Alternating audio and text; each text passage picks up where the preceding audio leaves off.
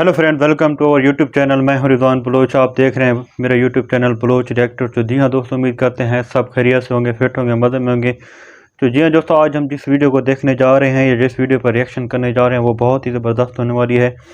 एक ऐसी शख्सियत जो इसने इस वक्त जो है वो पूरे इंडिया में धूम मचाई हुई है। देखा जाए तो बाबा बागेश्वर धाम, वो जो है जहाँ भी जाते हैं तो मेला सा लग जाता है, मेले का समा जो है वो हो जाता है। जो भी शख्स जो उसके साथ अपनी अर्जी या फरियाद लेकर आते हैं तो बाबा बागेश्वर जो है वो सबसे पहले उसके बोलने से पहले ही उसको उसकी अर्जी सुना देते हैं। लोगों की किस तरह जो है मदद कर रहे हैं, लोग किस तरह उसके फॉलोअर बनते जा रहे हैं। बड़े बड़े अगर देखा जाए तो इस वक्त कलाकार जो हैं उनके देखा जाए तो इस वक्त फॉलोअर बनते जा रहे हैं। तो इस हवाले से एक यूट्यूब चैनल की वीडियो है, वीडियो देखते हैं, उसके बाद ही जो इस पर बात करेंगे। तो शुरू करते हैं दोस्तों। एक बार प्रेम से बोलिए बागेश्वर धाम की जय।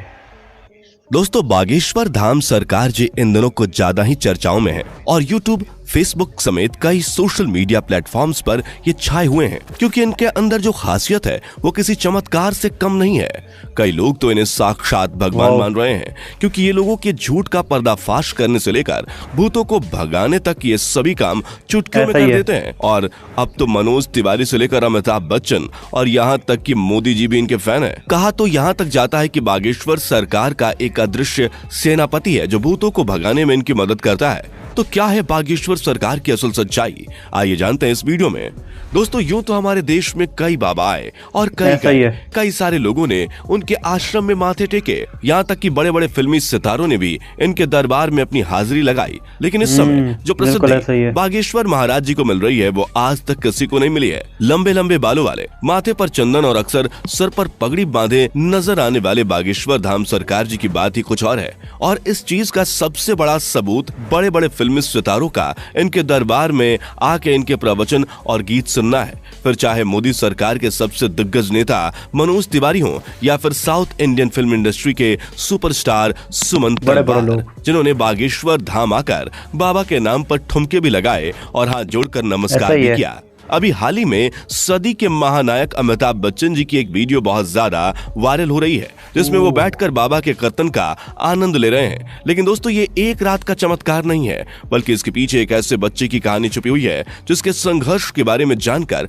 आपके भी होश उड़ जाएंगे। हजारों की संख्या में लोग अपनी मनोकामनाओं को पूरा करवाने और अपनी तकलीफों को दूर भगाने के लिए बागेश्वर धाम दर्शन के लिए पहुंच जाते हैं। और ये सब कुछ मुमकिन हो पाया है बागेश्वर धाम जी के चमत्कारों की वजह से।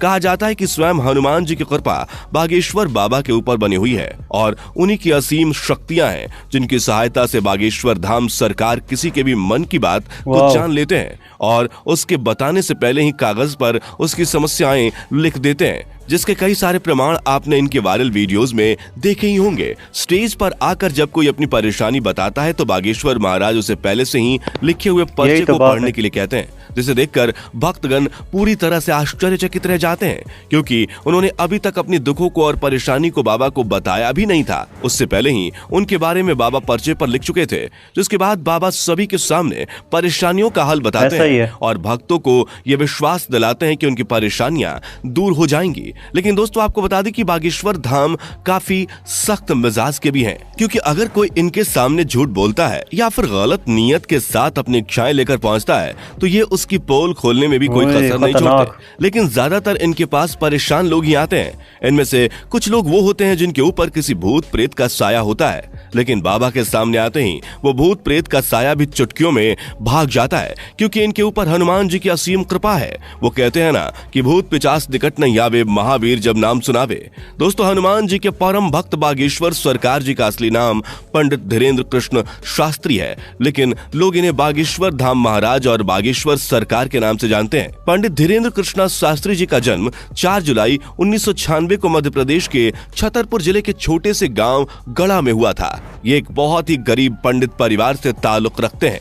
बागेश्वर सरकार ने अपने एक इंटरव्यू के दौरान बताया था कि जब वो मात्र 9 साल के थे तब उनका मन बालाजी महाराज की सेवा में लग गया था। इन्हें हनुमान जी की भक्ति और उनके प्रेम के सिवा कुछ भी नजर नहीं आता था।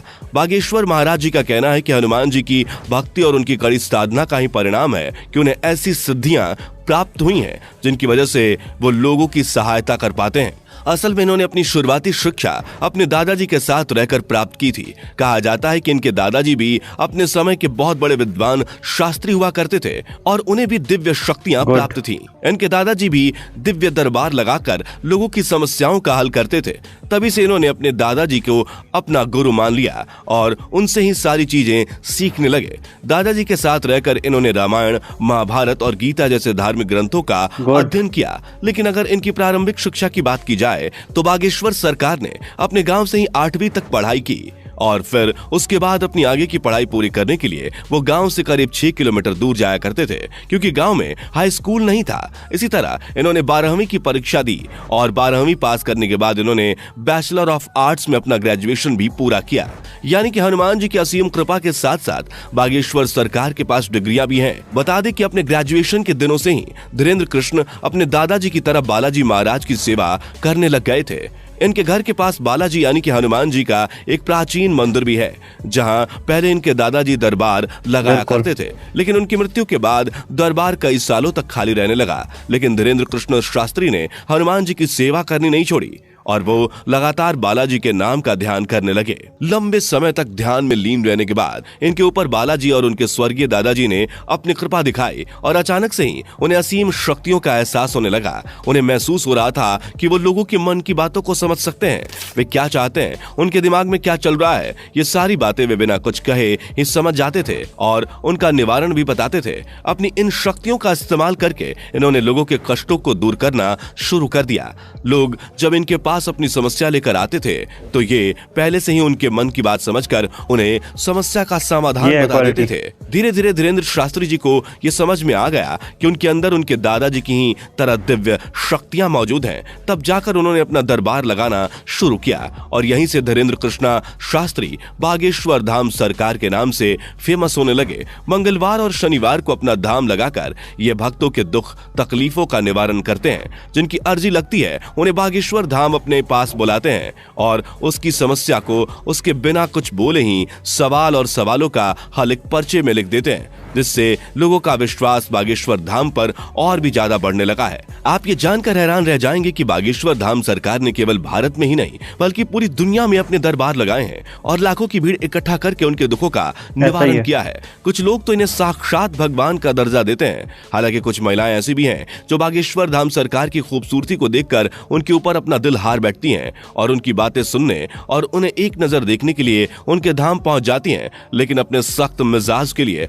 मशहूर बागेश्वर महाराज जी का ध्यान इस तरह की चीजों पर बिल्कुल भी नहीं जाता। वैसे दोस्तों, हमारे देश में जहां बाबाओं और तांत्रिकों की छवि इतनी ज्यादा खराब हो गई है, जिनमें से आधे से ज्यादा तो जेल की हवा खा रहे हैं, जैसे ही जनता किसी बाबा पर अपना विश्वास दिखाती है वैसे ही उसके काले कारनामों का चिट्ठा खुलने लगता है, जिस वजह से लोग अब इन चीजों पर विश्वास करने से घबराने लगे हैं। इस माहौल में अगर कोई 26 वर्षीय शख्स अपनी दिव्य शक्तियों से लोगों को हैरान कर दे तो दुनिया के मन में सवाल तो उठेंगे ही और इन्हीं सवालों का जवाब ढूंढने के लिए कई मीडिया कर्मी भी बाबा के दरबार में चोरी चुपके जा चुके हैं ताकि वो बागेश्वर धाम की सच्चाई जान सकें। लेकिन इतने सारे स्टिंग ऑपरेशंस के बाद भी कोई जान नहीं पाया कि आखिर कैसे बागेश्वर महाराज लोगों के मन की बात जान लेते हैं, क्योंकि कई सारे जो नए लोग दरबार में आए होते हैं उनकी अर्जी लग जाती है और जब वो बाबा के सामने जाते हैं तो उनके मन की सारी बातें बाबा पहले से ही लिख चुके होते हैं।